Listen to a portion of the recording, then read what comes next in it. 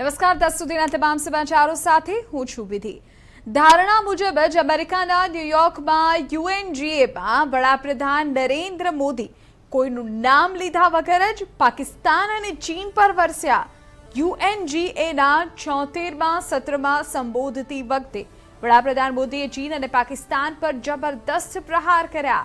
પોતાના ભાષણની શરૂઆત કરતા વડાપ્રધાન મોદીએ કહ્યું, શરૂઆતમાં ભારતની ઉપલબ્ધિઓ તેઓએ ગણાવી। બાદમાં વડાપ્રધાન મોદીએ અફઘાનિસ્તાનની સ્થિતિનો ઉલ્લેખ કરી કોઈ દેશનું નામ લીધા વગર કહ્યું, જે દેશ આતંકવાદનો હથિયાર તરીકે ઉપયોગ કરે છે તેમણે વિચારવું જોઈએ કે તેમને આ ભૂલ ભારે પડી શકે છે। અફઘાનિસ્તાનનો ઉપયોગ કોઈ દેશ તેમના હિત માટે ન કરે, ત્યાંની મહિલાઓ અને બાળકોને પણ સંભાળવા પડશે। આમ આજે વિશ્વને આગળ આવવા હાકલ કરી। रिग्रेसिव थिंकिंग के साथ जो देश आतंकवाद का पॉलिटिकल टूल के रूप में इस्तेमाल कर रहे हैं, उन्हें ये समझना होगा कि आतंकवाद उनके लिए भी उतना ही बड़ा खतरा है। ये सुनिश्चित किया जाना बहुत जरूरी है कि अफगानिस्तान की धरती का इस्तेमाल आतंकवाद फैलाने और आतंकी हमलों के लिए न हो। हमें इस बात के लिए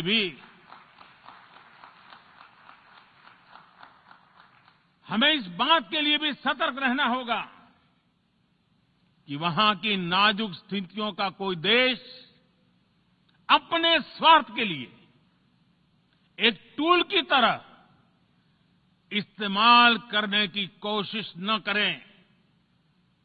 इस समय अफगानिस्तान की जनता को, वहां की महिलाओं और बच्चों को, वहां की माइनॉरिटीज को मदद की जरूरत है और इसमें हमें अपना दायित्व निभाना ही होगा। વડાપ્રધાન નરેન્દ્ર મોદી વિશ્વ મંચ પરથી સમુદ્રની સુરક્ષાને લઈને પણ ચિંતા વ્યક્ત કરી ચૂક્યા અને આડકતરી રીતે વિસ્તારવાદી ચીનને પણ કડક સંદેશ આપી દીધો। વડાપ્રધાન મોદીએ દરિયાઈ સુરક્ષા બાબતે કહ્યું કે દરિયાઈ સરહદનો દુરુપયોગ ન થવો જોઈએ। આ માટે દુનિયાએ એક સાથે અવાજ ઉઠાવવો જોઈએ તેવું પણ કહ્યું। हमारे समंदर भी हमारी साझी विरासत है, इसलिए हमें ये ध्यान रखना होगा कि ओशन रिसोर्सेज को हम यूज करें, एब्यूज नहीं।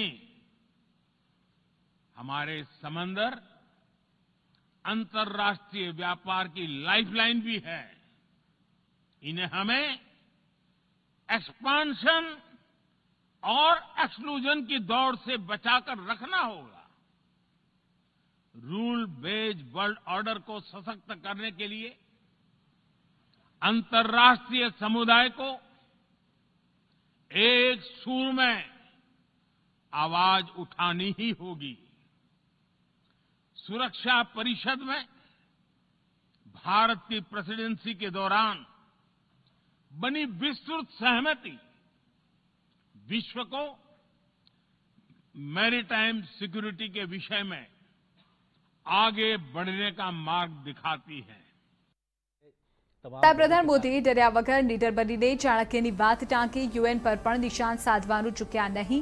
વડાપ્રધાન મોદીએ કહ્યું કે ચાણક્યએ સદીઓ પહેલા કહ્યું હતું, જ્યારે યોગ્ય સમયે યોગ્ય કામ કરવામાં ન આવે ત્યારે સમય તે કાર્યની સફળતાને નિષ્ફળ બનાવે છે। તેથી સંયુક્ત રાષ્ટ્રે પોતાનું જે વર્તન છે તે સુધારવું પડશે। ઘણા પ્રશ્નો ઊભા થઈ રહ્યા છે। આ પ્રશ્નો કોવિડ, આતંકવાદ અને અફઘાન કટોકટીને દ્વારા વધુ ગાઢ બન્યા છે। राष्ट्र को खुद को प्रासंगिक बनाए रखना है तो उसे अपनी इफेक्टिवनेस को सुधारना होगा, रिलायबिलिटी को बढ़ाना होगा। यूएन पर आज कई तरह के सवाल खड़े हो रहे हैं। इन सवाल को हमने क्लाइमेट क्राइसिस में देखा है, कोविड के दौरान देखा है, दुनिया के कई हिस्सों में चल रही प्रॉक्सी वॉर, आतंकवाद और अभी अफगानिस्तान के संकट ने इन सवालों को और गहरा कर दिया है।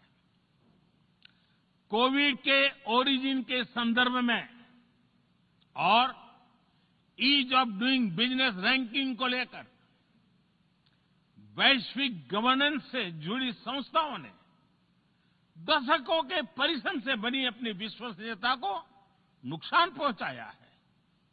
ये आवश्यक है कि हम यूएन को ग्लोबल ऑर्डर, ग्लोबल लॉज और ग्लोबल वैल्यूज के संरक्षण के लिए निरंतर सुदृढ़ करें। મોદીએ વિશ્વ મંચ પર ગર્વ સાથે ભારત રસીકરણમાં આગળ હોવાનો ઉલ્લેખ કર્યો અને યુએનજીએના મંચ પરથી જાહેરાત કરી કે ભારતે પ્રથમ ડીએનએ વેક્સિન વિકસાવી છે, તેને 12 વર્ષથી વધુ વયના તમામ લોકો લઈ શકે છે। બીજી આરએનએ વેક્સિન તૈયાર કરવામાં આવી રહી છે, નેઝલ વેક્સિન પણ તૈયાર કરવામાં આવી રહી છે। ભારતે ફરી વિશ્વના જરૂરિયાતમંદોને વેક્સિન આપવાનું શરૂ કર્યું છે। આ સાથે વડાપ્રધાને ન્યુયોર્કથી વિશ્વના વેક્સિન ઉત્પાદકોને ભારતમાં રસી બનાવવા માટે આમંત્રણ પણ આપ્યું। मैं यूएनजीए को ये जानकारी देना चाहता हूं कि भारत ने दुनिया की पहली डीएनए वैक्सीन विकसित कर ली है, जिसे 12 साल की आयु से ज्यादा के सभी लोगों को लगाया जा सकता है। एक और एमआरएनए वैक्सीन अपने डेवलपमेंट के आखिरी चरण में है। भारत के वैज्ञानिक कोरोना की एक नेजल वैक्सीन के निर्माण में भी जुटे हैं। मानवता के प्रति अपने दायित्व को समझते हुए भारत ने एक बार फिर दुनिया के जरूरतमंदों को वैक्सीन देनी शुरू कर दी है। दुनिया भर के वैक्सीन मैन्युफैक्चरर्स को भी आमंत्रित करता हूं, कम मेक वैक्सीन इन इंडिया।